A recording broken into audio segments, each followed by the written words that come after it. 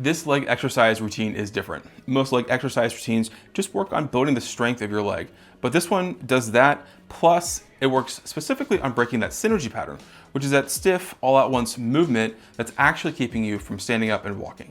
So these seated leg exercises are built specifically for the stroke survivor who can move their affected leg a little bit, but can't stand up safely or just stand up without feeling like they're gonna fall. And if you can already stand, but your leg still moves in that stiff block that we talked about, then this can help you break out of that synergy pattern too. But if you don't have any movement in your leg yet, that's okay. Start one rung lower with this bed level exercise right here, and then come back and join us when you have some movement. So here's all you need to get started with these exercises. A sturdy chair with no wheels, a stable surface in front of you to push up from, and for the standing move at the end, you may want a gait belt and a helper if you've got them. So we're gonna be doing 6 different exercises with a total of 135 focused and intentional repetitions in this exercise video. So let's get started. The first exercise we're doing today is isolated seated marching. Start by sitting in your chair all the way back so your back is supported. And then make sure both feet are flat on the floor. And for this first exercise, all we're doing is taking our affected leg and we're raising up that knee, bringing the foot off the floor and then bringing it down nice and controlled. And that's it. You ready? Let's go up and down. So as we do these 25 reps, I want you to focus your attention on the knee and the quad. Slow on the way up, slow on the way down. Okay, this isn't cardio. Every single rep is you teaching the leg to move on command. So watch the foot as it lifts on your affected side. The toes, they may curl under your foot, and that's okay. That's the synergy pattern that we talked about earlier. The leg is trying to move as one locked block. It's normal. You're not doing anything wrong. Now keep it up. We are doing 25 reps because your brain rewires through repetition. Not a few reps, but hundreds and thousands over time. And this is the muscle that picks your foot up to take a step. So every clean rep is a step you're getting back. Lift only as high as you can and just try to keep your foot relaxed while you're doing these. An inch or 2 is fine. A small clean lift beats a big stiff one every time. If you get tired, pause the video and rest, and then continue when you've recovered. You don't have to do all these reps straight. And if you're having a hard time getting this foot off the ground, or if you're getting tired and it's not wanting to come off the ground, that's okay. What you can do is just modify it a little bit. Take your unaffected hand and just take some of the weight of your leg. Don't lift the whole leg, but just take some of the weight so that your affected leg can get some movement. That's it. One exercise down. Let's move on to the ankle.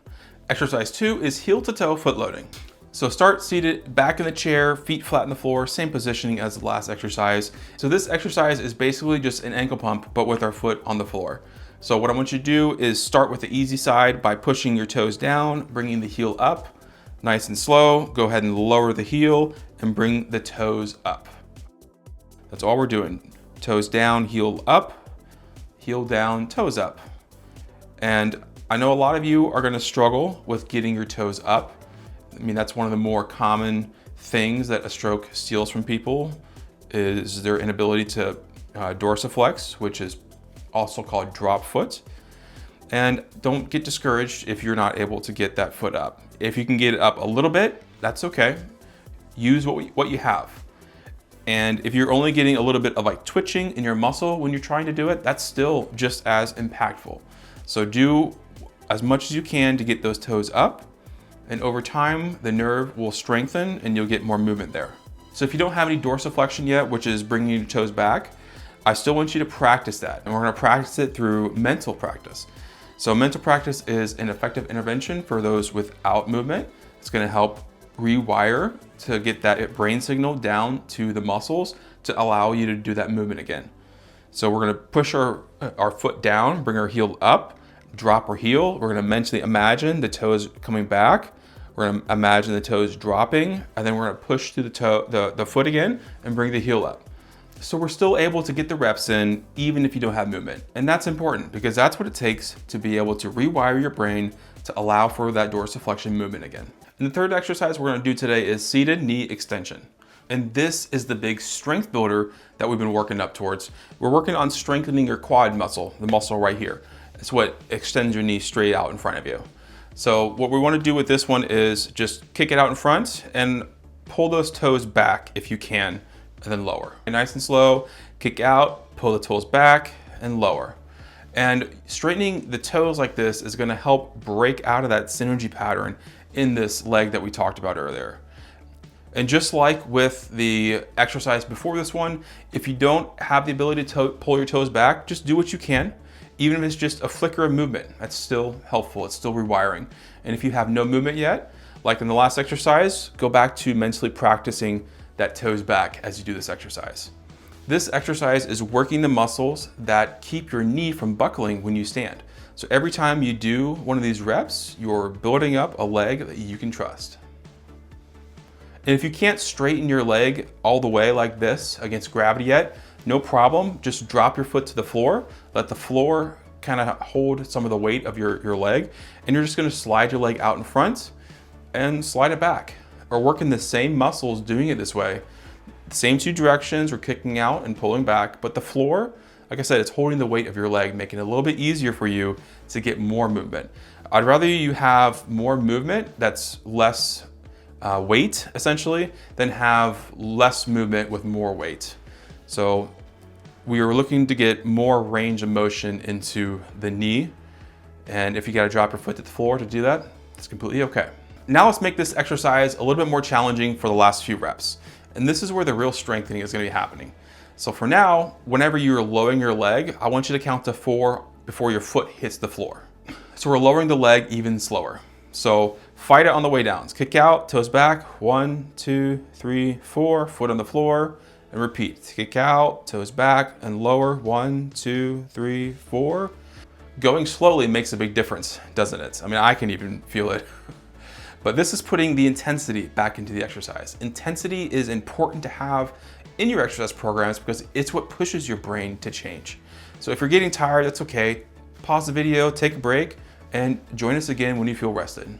The last couple reps here, let's finish these out with the higher intensity. Kick out, toes back, 1, 2, 3, 4 on the way down. That's it for this exercise. Let's move on to the next one. And exercise number 4 is seated glute press. For this exercise, we're gonna be working your glute, your butt muscle. And you may not see a lot of movement here, but we're working the main muscle that's gonna help get you up out of this chair. So to start with this exercise, get your affected leg, put it flat on the floor, pull that ankle back so your ankle is behind your knee. And now all we're doing is we're pushing that leg through the ground, tightening our butt muscle, holding for 2 seconds and relaxing. And that's the rep. So we're gonna do 25 of these, push through the leg, tighten the glute, 2 seconds, relax.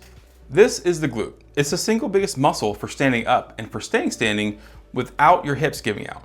And after a stroke, it's one of the more common muscles to go quiet. Not because it's weak, but because the brain has just stopped sending signals to that muscle. And that's the neuroplasticity principle here. Use it or lose it. If the brain doesn't fire a muscle, it slowly gives that space away. And when you're sitting and lying all the time, you're not using your glute muscle, so your brain ends up giving that space to something else.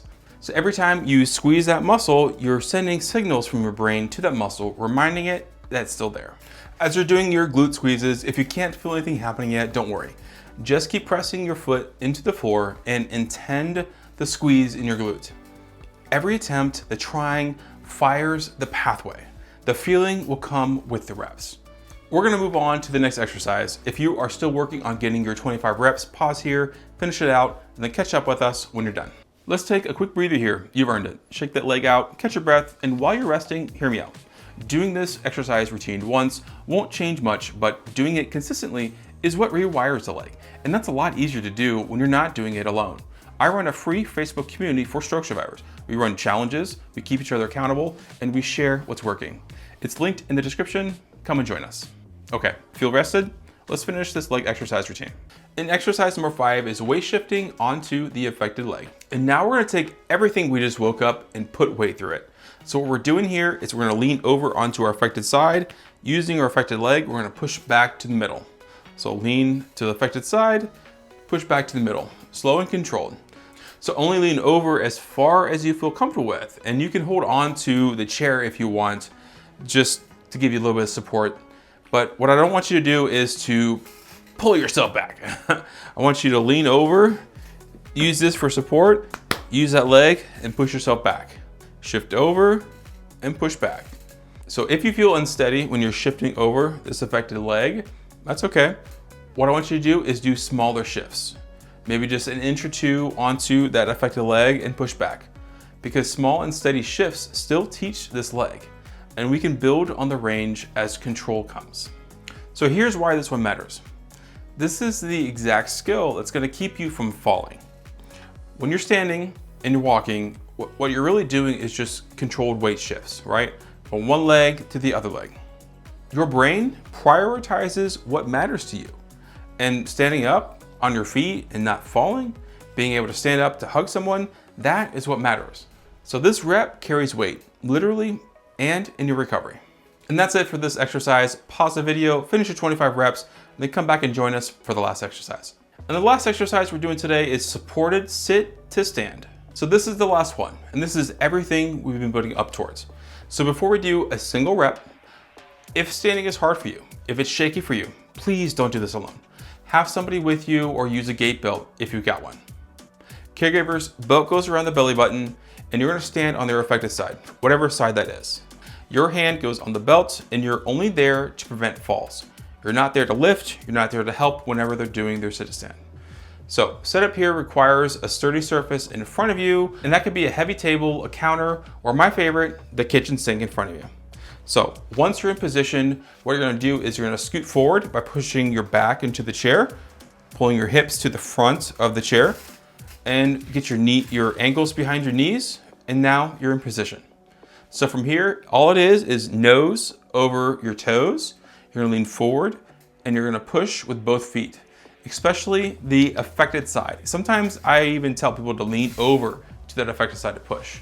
And you're gonna push straight up, stand up, and sit back down. As you're doing your sit to stands, I want you to focus your attention on the feeling of everything working together. Feel the foot load, feel the knee extend, feel the hip extend, feel the weight shifting onto that affected side as you push through it. This is the whole video put together into one exercise. So we're just gonna do 10 reps today, but if you have more energy after that, I encourage you to do more. And if you can't come up all the way like this yet, don't force it. Even if you come up an inch and go back down, or halfway and go back down, that's still firing the same muscles that we need to stand. Over time, you'll get stronger, and then you'll be able to stand up all the way. And if a full stand isn't safe today, that's okay. The other 5 exercises are how you're gonna build up to this one. So come back to this when you're ready. That was the full routine. So your affected leg did some real work today. And here's what I want you to remember. Standing up isn't just one skill, it's 5 combined. The hips, the ankle, the knee, the glutes, your balance. And today we trained all of them. So you don't get back to standing by forcing it. You get back there by building up the foundation pieces 1 rep at a time.